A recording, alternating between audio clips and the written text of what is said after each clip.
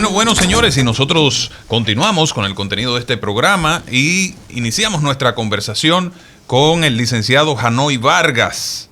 Ya hemos presentado sus credenciales, pero antes de entrar en materia, doctor, hay una curiosidad que se me genera.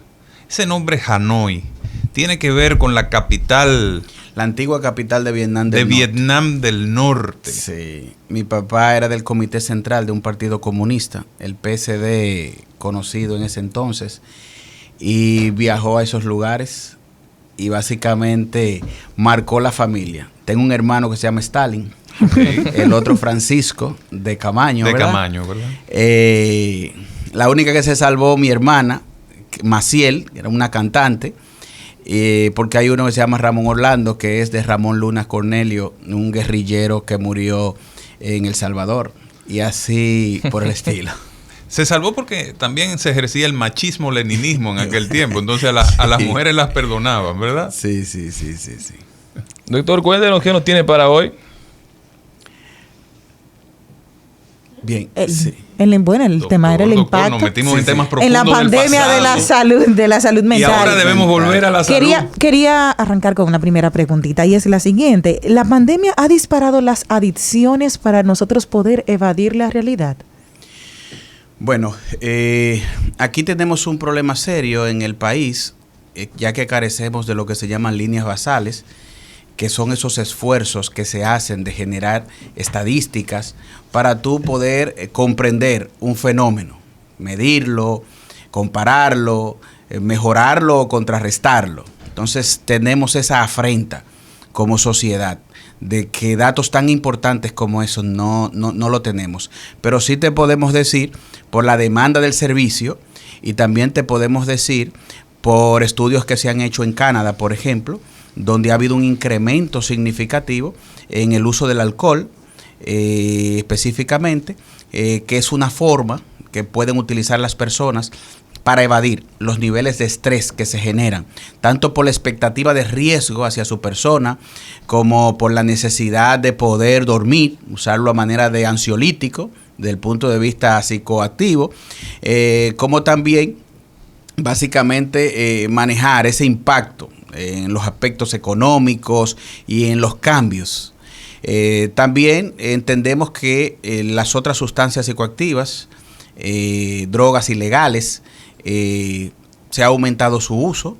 Hemos visto en la demanda de los servicios de esta población que ha habido un incremento, pero al mismo tiempo un elemento incómodo, y es que las personas muchas veces manejan la impotencia de tener el problema de salud, pero al mismo tiempo tener una dificultad en la parte económica para poder manejar los servicios relacionados con esto.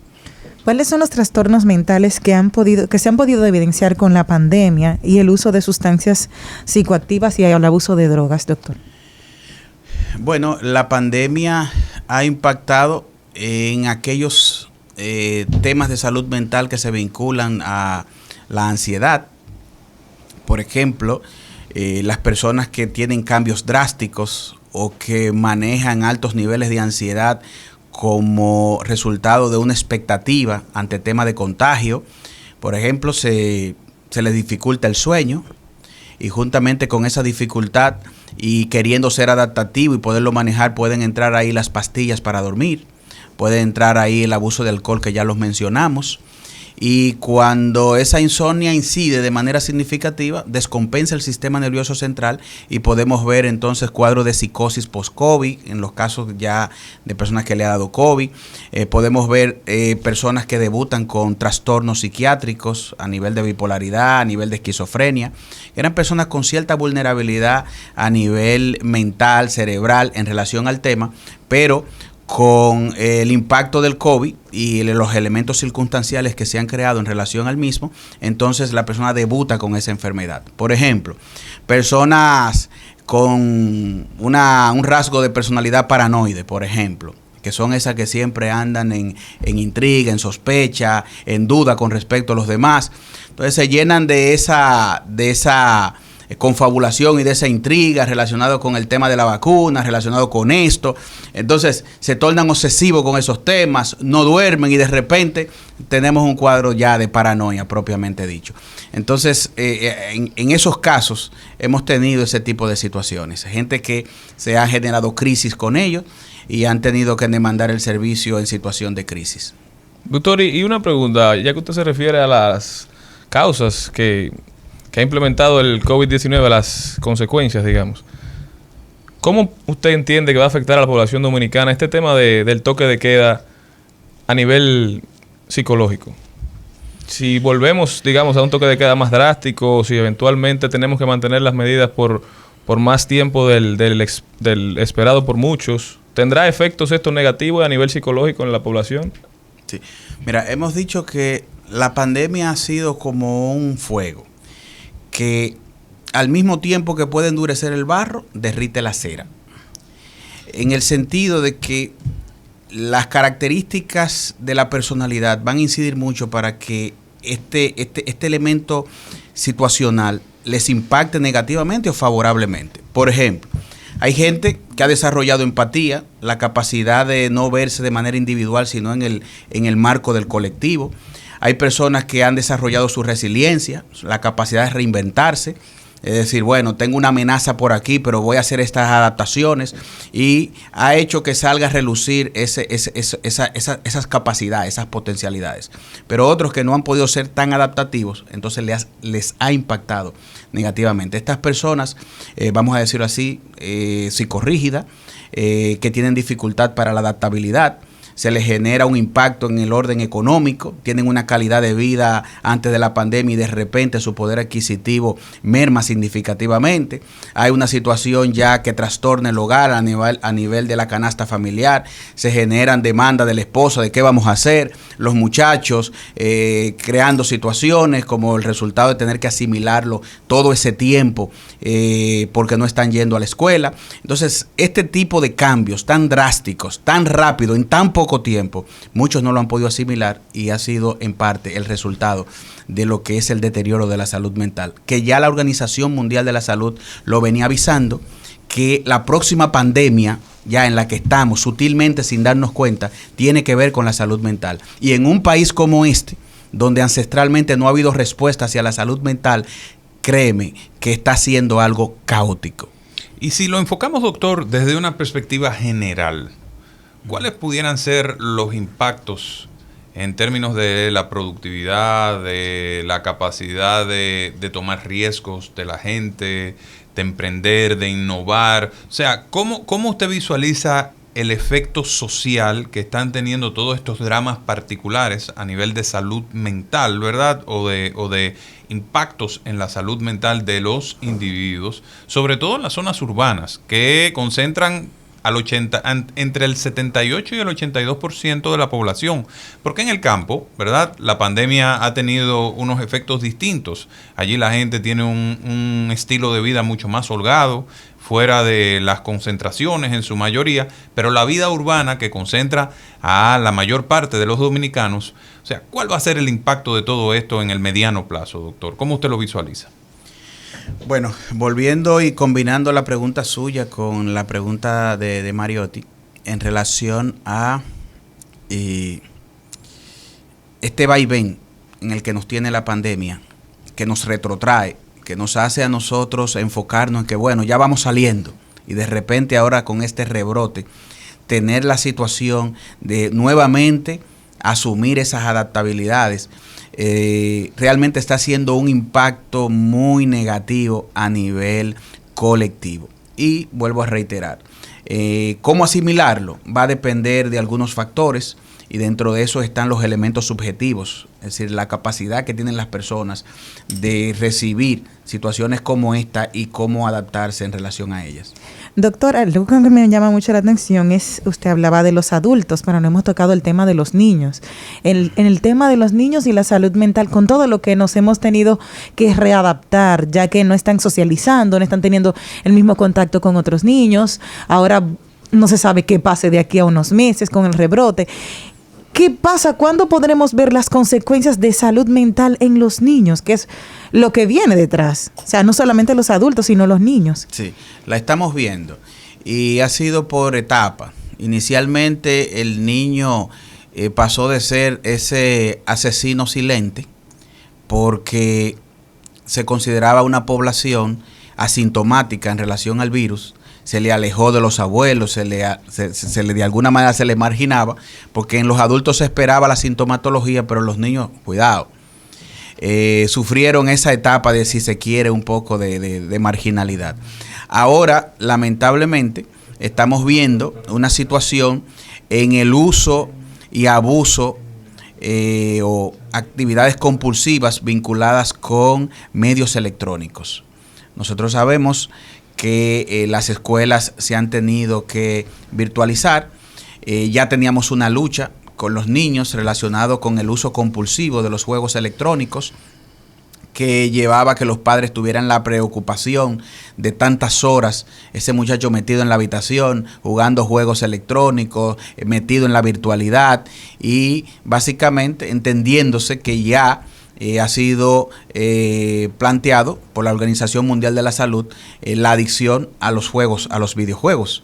Entonces, ese es uno de los impactos que estamos teniendo. La pandemia ha facilitado en la práctica este tipo de cosas, y básicamente los padres, como una forma de ganar tiempo y de manejarse en relación al tema, están dejando a los niños mucho tiempo, es decir, le están quitando las actividades recreativas externas, obviamente en parte por la pandemia, pero se ha ido quedando fijado así, y los muchachos se han ensimismado en sus habitaciones, teniendo un mundo bien aislado en los juegos electrónicos, y eso puede ya repercutir con aumentar el número de casos que desarrolla una problemática. De hecho, de adicciones en jóvenes por y adolescentes y preadolescentes. Y lo estamos viendo a nivel de preocupación de muchos padres, de muchachos ya que no quieren estudiar, están ahí en la clase virtual, pero aprovechan cualquier momento para minimizar la pestaña y meterse en un juego electrónico, y cuando tú vienes a ver, en vez de estar estudiando, lo que están en juegos electrónicos. Entonces, eso está afectando significativamente. Entendemos que del sistema educativo tiene que haber una iniciativa en relación a eso, a nivel de orientación, de psicoeducación a los padres, y ayudarlos a que tomen control de eso, porque después que esto pase, si se quedan conectados ahí, le va a afectar mucho a nivel de su vida. Y una pregunta, doctor. A raíz de la pandemia del COVID, como usted bien dice, se han suscitado las llamadas pandemias sombra, ya, y la Organización Mundial de la Salud diciendo que la próxima pandemia real serán por los temas psicológicos, digámoslo así. ¿Qué usted entiende que se está haciendo en República Dominicana? ¿Qué se debería hacer, digamos, el sistema dominicano de seguridad social para asumir políticas públicas que de verdad puedan venir a ayudar a las personas con un tema que para muchos aún es tabú? Sí. Bueno, decía hace un rato que de manera ancestral, porque no se lo vamos a adjudicar al gobierno actual, pero al mismo tiempo estamos esperando respuestas que vayan en dirección a crear una mejor suerte para tantas personas que padecen problemas relacionados con la salud mental y no han encontrado respuesta en el sistema, ni a nivel macro ni a nivel micro. Realmente, a nivel de recomendación, decimos que es necesario dinamizar la atención en primer nivel, que son las consultas, de tal forma que sea preventivo de los problemas mayores que pueden llevar a las personas al segundo nivel de atención, que es de internamiento, y que se haga con la misma avidez que se ha hecho con los temas del COVID. ¿Por qué? Porque aquí estamos preocupados porque se están llenando las camas, pocas, dicho sea de paso, porque ha habido siempre pocas para todo, incluyendo para salud mental. Tenemos 70 camas en casi 11 millones de habitantes de parte de salud pública. Entonces, cuando tú me dices a mí 70 camas para casi 11 millones de habitantes, entonces no da. Entonces, cuando hablamos de brote y que estamos saturados, hay que ver cuántas camas se ha dispuesto, porque en otros países se han diseñado hospitales especialmente para personas enfermas del COVID. Entonces, cuando viene a ver, no es tanto un brote que el problema se justifica por el número de personas, sino por la poca asistencia que puede haber. Es decir, un problema del sistema que dicho sea de paso, el no prepararse lo que nos está repercutiendo económicamente con medidas que están socavando la economía del país y que al mismo tiempo nos está restando ese recurso que no es la vida misma, pero es un medio de vida y que al final va a repercutir sobre vidas, que es la economía. Entonces, en esa parte nosotros entendemos que el sistema de salud tiene que, a nivel de la salud mental, tiene que reactivarse, tiene que responder rápido, porque el nivel de demanda que estamos recibiendo es muy grande y la respuesta, el sector privado, el sector ONG no puede darle una eficaz respuesta. Debe de ser del Estado como garante y debe de comenzar con una reestructuración de lo que es la seguridad social relacionados con las ARS, que se les ha permitido dentro de la seguridad social el que no cubran al órgano más importante del cuerpo, que es el cerebro. Tiene que ser un seguro Platinum, ya un seguro carísimo para cubrir a una consulta psicológica. Más bien la seguridad social no lo contempla. Ha sido algo medalaganario que puedan escoger una que otro centro de 3, 4, 5 camas para dar ciertas coberturas. Pero no está obligado.